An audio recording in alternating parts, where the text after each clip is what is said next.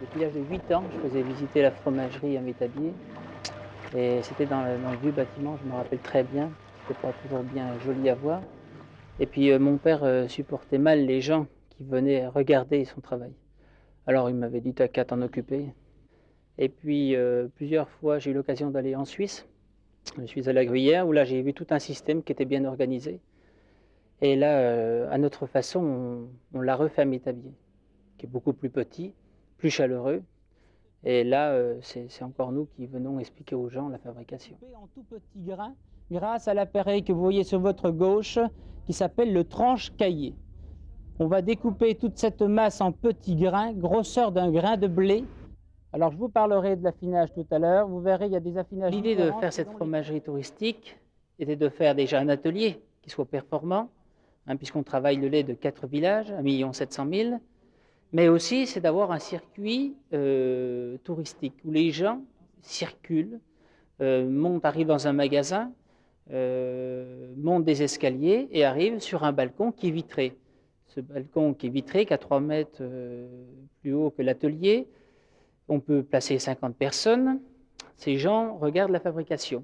Ensuite, ils ont la possibilité de descendre dans des caves enterrées, où là, il y a un hall qui est vitré et vous avez 3 belles vitrines sur 3 caves d'affinage différentes. Cave à Comté, une cave de 500 meules, une cave à Morbier, il y en a à peu près 1000, et puis une cave à Mont-d'Or, qui actuellement, bien sûr, est vide.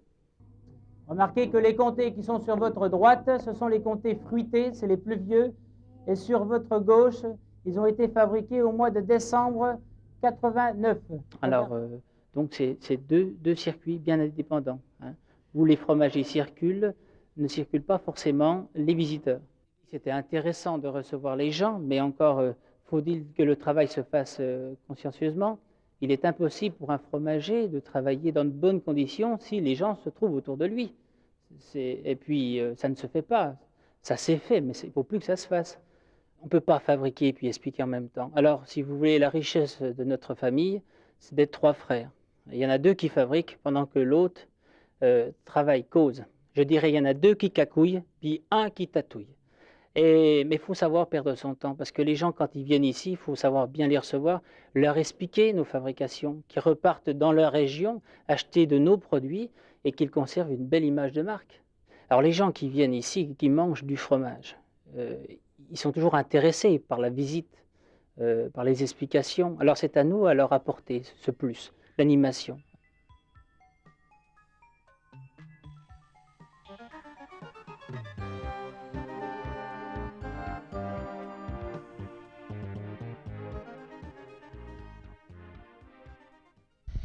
Faut acheter du fromage à la fromagerie. Censé.